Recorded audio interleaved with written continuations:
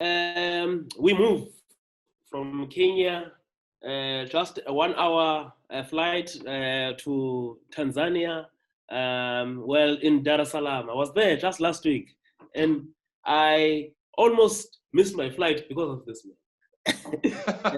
The Bagania, Geoffrey, the big Jeff. Makepula. Hey, people must celebrate when it lasts.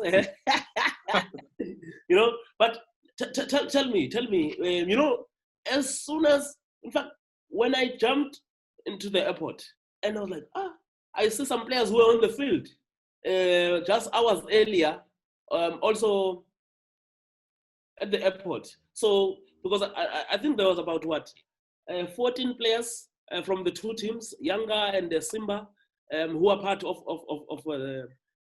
the TZ squad that will play at the AFCON. It's the Taifa Stars, right? Yeah, the Taifa Stars. Yes. So Stars of the nation. Yes. So that means that this is how serious they've been taking this game. So it means that maybe the camp, they were already going to camp immediately after the game. Yeah. I can assure you, Velile, that the players were whisked from the national stadium after the last derby. They didn't even get to maybe go home and say bye to their families. And it was off to Turkey, where they've been camping for at least 4 or 5 days before heading over to Tunisia. And they've already started the journey to Tunisia because the game is going to be played on Friday. So everything is okay, except for the tiny little detail that we are going to be missing our skipper, Mbwana Samata, who's been playing over at Fenerbahce. He had an injury, a hamstring injury, that's going to see him out of the 2 fixtures, because he's going to need to be out of the field for at least 10 days. And I can assure you it's a big blow, because this team is not really used to playing without the inspirational skipper, our best player for quite a mile. But then we have a bit of a boost because the person who plays in the forward position next to Mbwana Samata is our forward who plays his professional football over at Morocco. He just signed a 4.5-year deal with Wydad Casablanca from Difa Adidja. So we are hopeful that missing Samata won't be a reason for us to lose. Now, sometimes international football, the team goes to camp, and I'm sure the setup of the camp in Turkey, it was also going to be an easier thing of Samata joining the team because he's there with Fenerbahce in any case. But yes. But now it has happened the other way. You see, Velile, for me, it's almost a blessing in disguise, because there's usually a very unhealthy over-reliance on Samata, because he's easily our best player and he's easily marked out of games by the opponents. Sometimes he has to play very far away from the goal, and he's really our best target man we have. He's the best player we have when it comes to heading the ball from set pieces. He's the best player we have when it comes to dribbling and creating chances for other people. So he's literally the glue in that forward position, and it's never an easy thing playing without him. But hey, we have you saw the derby the other day. We have strikers like John Boko. We also have a guy like Simon Msuva. We have people like Ditram Chimbi. I believe they will try their level best to make sure that Samata's absence is not felt. Of course, yes, they are not on the same level. This is a person who's been playing professional football for the past 4 seasons over in Europe. You can't really compare his quality to the guys who are playing out here in the local league. But hey, it is what it is. That's why for me, I'm saying that it's a blessing in disguise. I hope the coach Etienne and Iragija, the Burundian, he's been working out on a few tactical plans without Samata, because hey, we just have to make do without him, and these things are to be expected in football. Sometimes a player is not on form, sometimes a player is out injured, sometimes maybe he's just he's having mental issues that maybe stopping him from performing to his peak levels. So you have to deal with these things, and that's what makes a proper team. We're not all about Mbwana Samata. We have other players, and this is their chance to come out and have an opportunity to stake their claim in the national national team. And I mean, if you look, it has not been a bad start for TZ. After 2 matches, you're on 3 points. So, and judging by how strong your opponent is, at least you need to get at least 3 points from this match week, you know? Yeah, it's going to be tough because look at the kind of teams that we are facing. We have Libya in the group, we have Tunisia. Those are not easy ties, and we've already lost 1 game to Libya away. I was going to say this, that it's actually not the first time that the Tanzanian players are going to be jetting in Tunisia, because that's where they played Libya the last time. Remember, Libya have been playing their home games in Tunisia and not in Libya because of their political instability. So it's a very tough group because, look, we have a bit of teams from North Africa, be it the club football, be it national team football. Teams from North Africa have had our number for many years. You know, the history is all over there. We've not some players maybe who are inexperienced might be having some tensions here and there. It's a really tough group, Brazil, compared to the last group that we were involved in that had teams like Lesotho, Cape Verde, and Uganda, which we qualified. You know what you did in that last game with your neighbors. Eh? You know what you did in that last game. Well, I mean, it's widely known what happened, but hey, that's football. So I'll tell you for a fact that the group that we are in right now is way tougher than the previous group, because we have a bit of a hoodoo against North African side, and it's a hoodoo. I'm not so sure when it's going to end. But I believe you see players learn, and football these days, there's no really a side that you're going to call a minnow. Remember what happened in the last AFCON, where we had teams like Madagascar beating the mighty Congo DRC. So I think our players can draw inspiration from such stories. And look, some players really need to stand up and be counted, and here's the opportunity. What is very interesting for me is I know Libya very well, and as you rightfully said, to qualify, we had to beat them in the last game, and that team can fight. That team can fight, and the fact that you have Al Hilal and El Merreikh, you know, that's Sudan. That's Sudan. But I think there's a team. There's Al Ahly, Ittihad, and Al Ahly Tripoli.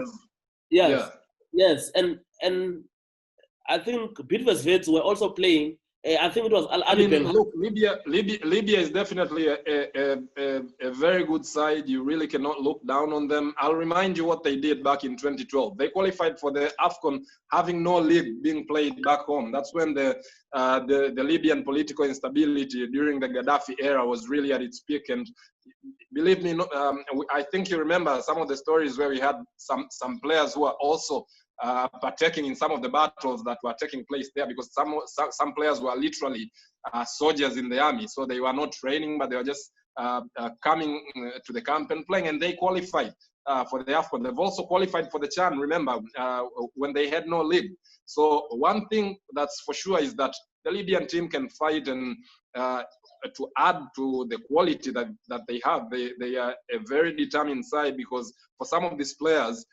football is a bit of an escape from the problems at home, which is why they're always looking forward to these games. They're looking forward to whoever that they're going to meet.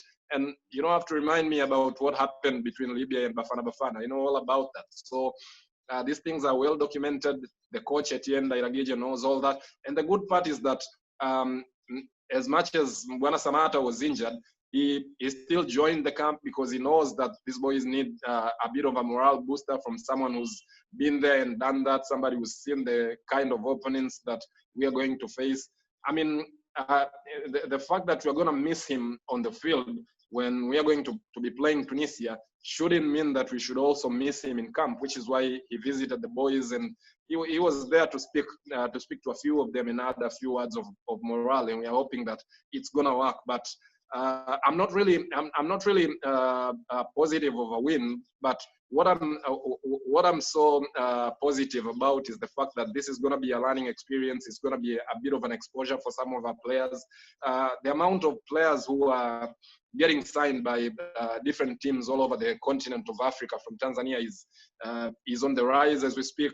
just the other day, another player from Azam FC called Shabani Idi Chilunda, he signed for a team in Morocco. So you see all these boys that are getting exposure. We have a boy who's playing in Stellenbosch, Ali Msengi, with the coach Steve Barker out there. Top player. He's a very good player, but what these boys don't have is experience, because most of them have not really been involved in the continental showpieces with their former clubs. So it's our hope that these two games against Tunisia, the one game that's going to be remaining against Libya, maybe we won't win these games, but we'll learn something from them that is going to make us a better team. Because at the moment, all we have to boast for when it comes to professional football is guys like Mbwana Samata, Simon Suva. But under these boys, there are other young boys who are doing very well. They have the talent. What they lack is exposure and experience. And I believe these two matches against Tunisia will do just that. There's an advantage most nations don't have in this international week, which the Taifa Stars will be having. The 12 men understand. I mean, what I know, I witnessed this past weekend, and if CAF has granted you to have 50% already, that's 30,000. I mean, I'm sure there's an advantage you want to use, and you need it against Tunisia. It's going to be a big advantage, Velile, because look, the fans here know what to do when it comes to the national team. Sometimes the fan base is can get quite toxicated and divided because of the derby politics. Because the Simba fans, younger fans, sometimes depending on who has the highest number of players in the national team, that may dictate the kind of support you get from whatever fan base. But one thing is for sure, that all these spokespeople from the two big clubs, Yanga and Simba, have done a very good job of raising the awareness, making sure that the people come out in their numbers. And you know, out here, you've been here, the people out here love their football. And when it comes to the national team, we're all going to support the national team. And I really hope that is going to play a key role at this moment, where we have seen the teams being affected from the lack of fans in the stadium. I mean, I believe Manchester United lost at Old Trafford by 6-1 to Tottenham because there are no fans. I believe that is a reason that some players really like picking their motivation from the noise that the fans are making and all that. And when you miss that, sometimes you might end up missing a very big part of the game. The fans are a part and parcel of the game, and we really are thankful that CAF has allowed us to have at least 50% of the ground. And we are hopeful, because it's not every day that the fans see these players from Tunisia, the likes of Sassi.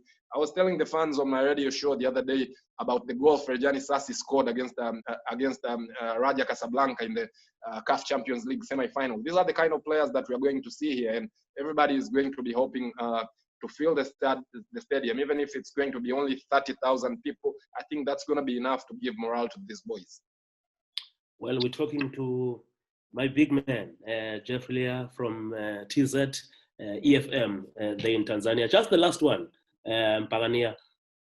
Looking at, we've looked at the game, in fact, in this game, but I don't know, because it was such a big move, especially for Tanzania to be having someone playing in the EPL. The news of Mbwana moving from Villa to Turkey, how was that received in Tanzania? I mean, people are disappointed out here because the Premier League is the Premier League. It's what people watch. It's a global showpiece, and it really disappointed a lot of soccer faithfuls that we were used to seeing the captain of the national team over in the EPL, even if he was not really performing to his best. But it was just a joy to see that history being made of him being the first player from this part of the world to go out there. So people were obviously disappointed. It's part and parcel of football. These things happen. The player who replaced Samata over there, Oli Watkins, has been doing really well to the extent that everybody can see that the competition was a bit well beyond our boy. But it's part and parcel of football, and the Turkish league is one of the best leagues in the world. I mean, there's there's good teams there. Galatasaray, Istanbul, Başakşehir. You saw what they did to Man United the other day. Teams like Besiktas, teams like Fenerbahce. We have a lot of players out there, the likes of Dembaba. And the Turkish league has been a very good hunting ground for African players. So we hope Mbwana Samatta is gonna do well. He hit the ground running. He's already on 2 goals there. It's a bad thing that he was injured, but it's a good thing that he has 10 days to rest, in which the league over there is not going to be played. And we are hoping that once this international break is over, he's going to go to Fenerbahce and he's going to do what he used to do over at KRC Genk, and that's banging the goals left, right, and center, because we all know what he's capable of. So I really hope that you guys can progress further, because all you need is just to be in the top 2. So I think for me, what is important, because Libya still has to come to Tanzania, right? They have to come and play here, and it's not going to be easy for them. But one thing that I want to remind the people is that Tanzania has we have a group of young players who are just starting their journey when it comes to international football.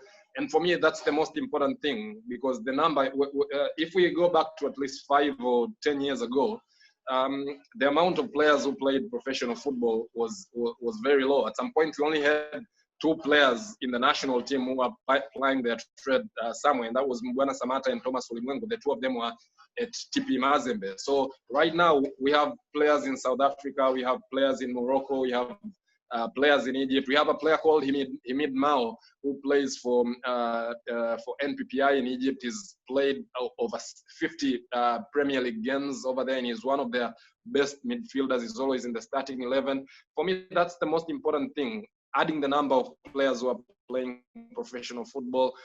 In the near future, we may not really need to qualify for this AFCON, but in the next showpiece, we're going to have a team that can even stand a chance to qualify for the World Cup, because I don't really believe in having a national team that's full of locally based players, because our league, let's be honest, there's a lot of hype behind it. In terms of quality, we are not yet there. We are still growing. We will get there at some point, but we are not yet there. That's a truth that has to be put out there. So once you have a good number of players playing in the best leagues of Africa, like Morocco, Egypt, and South Africa, that's when you're going to have a team with a strong backbone. And at the moment, we have like 2 players playing in Egypt. We have 3 players playing in the PSL. We have 3 players playing in Morocco. So that's a healthy number. Once we also start sending players to Europe in the more competitive leagues, trust me, in the next half a decade, Tanzania is probably going to be in the top 15 of the African continent, and we are going to be best placed to progress as much as we want. Sky's the limit. Well, Jeff, man, I'm positive on your behalf. I'm positive on your behalf because I believe that in African football, what I've noticed that you can beat a team away, but at home it's very difficult. At home it's very difficult. That's true. That's true.